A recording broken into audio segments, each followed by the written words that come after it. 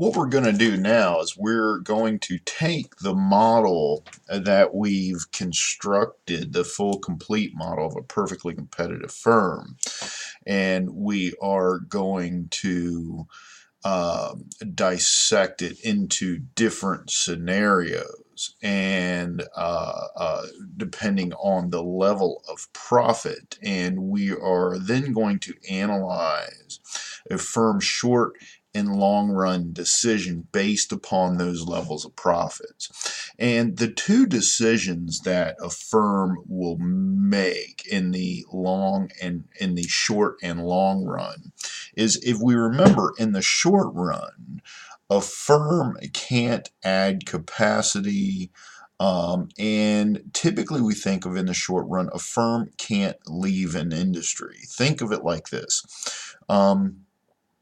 The Assume a firm is making a loss. Well, it can only sustain that loss for so long, okay? But in the short run, and assume this firm is a factory making a product. In the short run, if that firm cannot sustain that loss, it will shut down. In other words, it will send all the workers home and close and lock the gate. In the long run, it will leave the industry if that situation persists. In other words, if the market doesn't change in a favorable direction for that firm, in the long run, that firm will not only will the gate be shut, but they will actually sell the building, for instance. In other words, they will get out of the industry totally. Okay, so let's look at these. Different possible situations. Okay, so in one situation, we are going to have a perfectly competitive firm.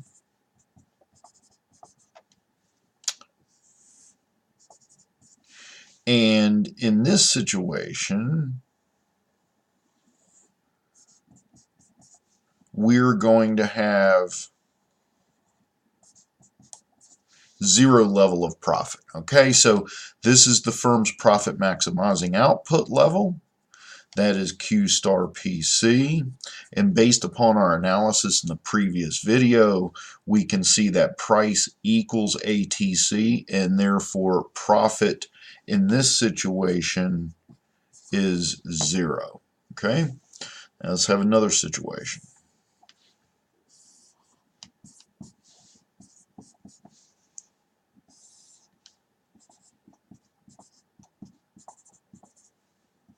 Again, it's, I draw a million graphs. That's what we do. You just have to get used to it. In this situation, the firm is making a loss. Okay, that's their profit maximizing output level, and at that output level, price is less than average total cost. So profits are negative. Okay, now different situation.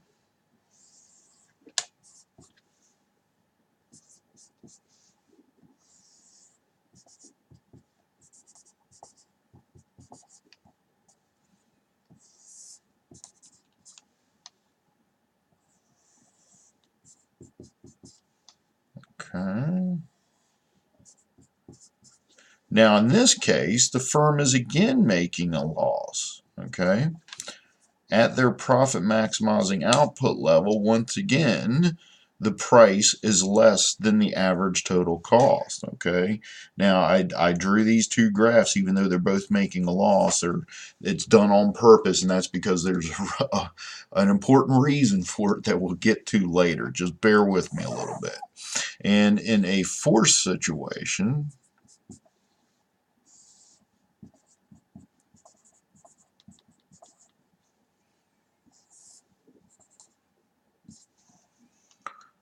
we have a situation whereby obviously at the profit maximizing output level of this firm, price exceeds average total cost, and profits are positive. Okay, so these are the four cases that we're going to analyze. Okay, so zero profit, negative profit, but greater, positive profit. Let's start over here. Remember, in the short run, a firm can essentially lock the gate to the facility, but they can't leave the industry. So what would this firm do in this situation? They are making a loss, okay? Well, the key here is, are they covering their variable costs? And here's why. If your workers are getting paid, if all your material inputs are getting paid, well, you can continue to operate, okay? So why wouldn't you? What's not getting paid here is a portion of your fixed costs.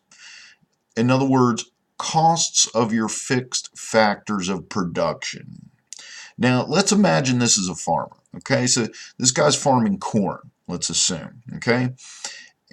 He goes out into the fields. He's operating in a loss situation right now. Price of corn is low. He's making a loss relative to his overall costs. Well, he's able to pay all of his workers. He's able to pay the fertilizer company. He's able to pay the seed company. He's able to put gas in the tractors. But what he's not able to do is make his full monthly payment on his tractors, which are fixed costs, okay? Remember, a fixed cost, not a function of Q. If his tractors are parked, he still owes that monthly payment, okay? So they are fixed costs. Now, the question is, though, so will he keep operating in the short run? Yes. Why? He has two reasons in this particular case. The market may turn around and the price of corn may rise, and then he'll be okay, right? He won't be making a loss anymore. So that's one reason why he wants to keep operating. The other reason he wants to keep operating is that he is covering some of his fixed costs. So John Deere is getting some of their money. It may not be all of it, but they're getting some of it. If this situation persists, in the long run, he will have to shut down and leave the industry, okay? But because he's been covering some of John Deere's costs this whole time, his final bill that he owes John Deere will be less than it would have been had he shut down in the short run immediately, okay? Because if he produced nothing immediately, he would owe the entire monthly payment, okay? So if he can drag John Deere out, which he knows he can, because it takes a while for them to get angry enough to come repossess farm equipment, okay? It's just like, you know, someone who doesn't pay their rent in an apartment. It takes a few months for them to actually get evicted, right? But if they can continue at least making partial payments on that apartment every month, the amount they get sued for by the apartment complex is going to be less than the amount if they had made zero payments every month. Same situation here. He's covering some of his fixed costs. He has an incentive to keep operating in the short run, okay? And also he can pay all of his workers, and he can pay all of his resource material input bills because his variable costs are being covered, okay?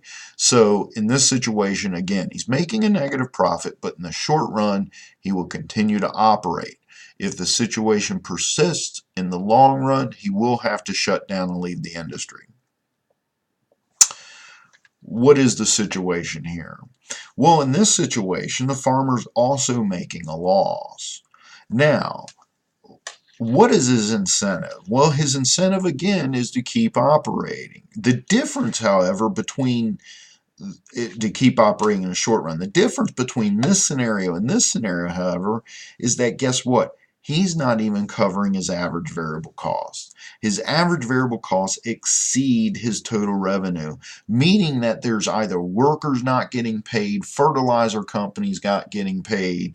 He's not able to put gas in his tractor. So even though he still has an incentive, because the market might turn around, he still has an incentive to keep operating. He's not covering any of his fixed costs, so he doesn't have that incentive that he does here as he's paying down his fixed cost bill.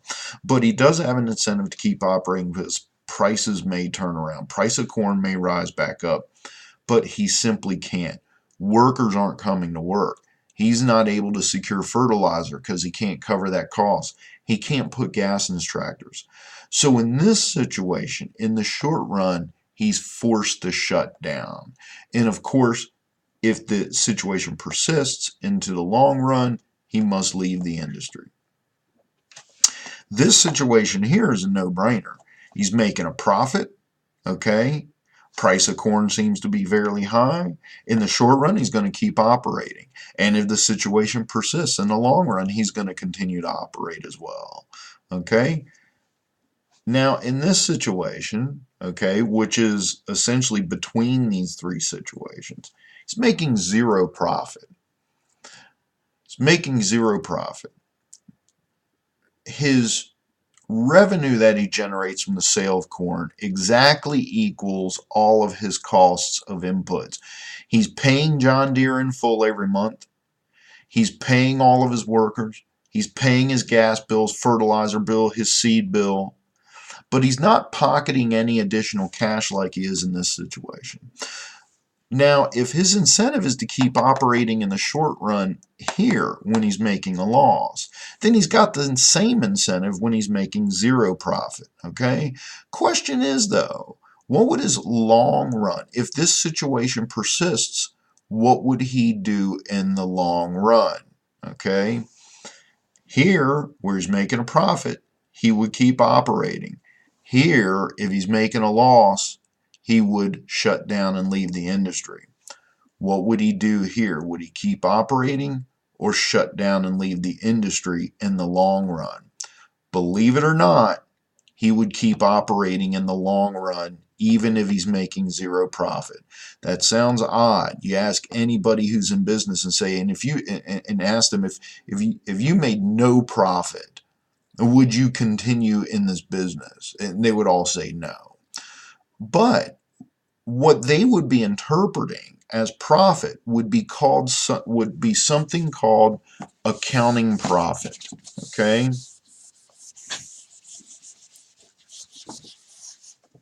Accounting profit.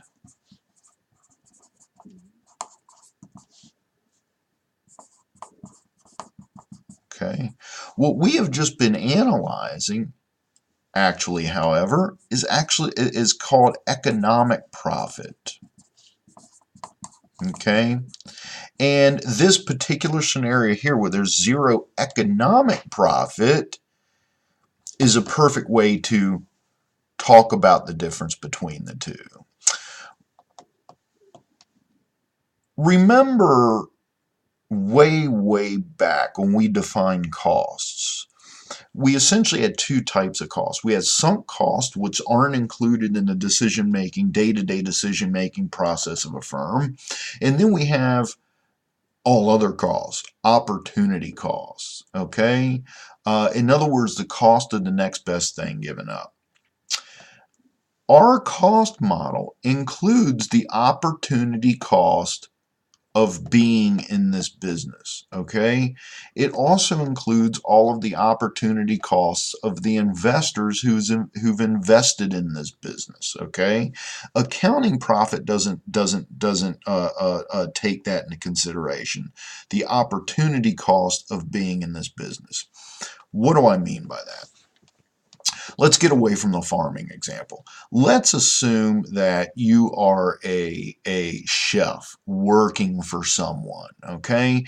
And you go, you're working for that person and you're making $70,000 a year, okay? It's a real nice restaurant. You're a good chef and you're making 70 grand a year, okay? You go off on your own and open up your own restaurant. Now let's assume after all the bills are paid for in your restaurant, you pay yourself a salary of $60,000 a year. Well, at the end of the year, when you do your taxes, guess what? You're going to have to pay taxes on $60,000 a year of accounting profit. But according to an economist, you actually lost $10,000. Why? Because the opportunity cost of operating your own business is $70,000. Okay, that's what you gave up. That was the next best thing given up. Okay, and given that you were able to bring in 60 of that, you still lost $10,000. Okay, but again, according to an accountant, you would have made 60,000 and you would have had to pay taxes on that. Now let's assume then that you are able to pay yourself $80,000. Okay. Again, you do your taxes, you take your taxes to an accountant at the end of the year. They say, okay, well, you're going to have to pay taxes on $80,000 worth of income. That's the accounting profit. But according to an economist, your economic profit was only $10,000. Okay. So according to an economist, since the opportunity cost, what you gave up was $70,000 in order to operate this business, you actually only made $10,000. What does this mean? Well, if a firm is making zero profit in an economic model, in an economic context, they're making zero economic profit. So it would be the same thing as if you made $70,000 operating your own business, having given up $70,000 a year pay working for someone else. In other words, you're breaking even. You're still making good money. Okay? So zero economic profit does not mean that you're not making money. It simply means there's no cash left over from the opportunity cost of being in this business. Now, let's assume that this is a larger corporation and it's got investors.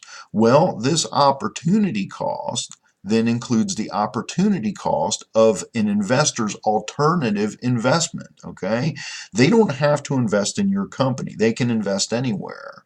But if the return at your company is at least as much as they could get somewhere else, they will invest in your company. Okay, if there's positive economic profit being made, it means the investors are making a rate of return greater than the return they could have made investing somewhere else. Positive economic profit. If economic profit is negative, then it means that the investors aren't are making less of a return than they are anywhere else. Okay, that would be the context we're looking at. So in the short run, this firm will keep operating just like they would if they were making a loss. But in the long run, they will also keep operating. They can operate like this in a perpetuity, just like you as a chef can continue to operate your own restaurant if you're bringing in $70,000 a year.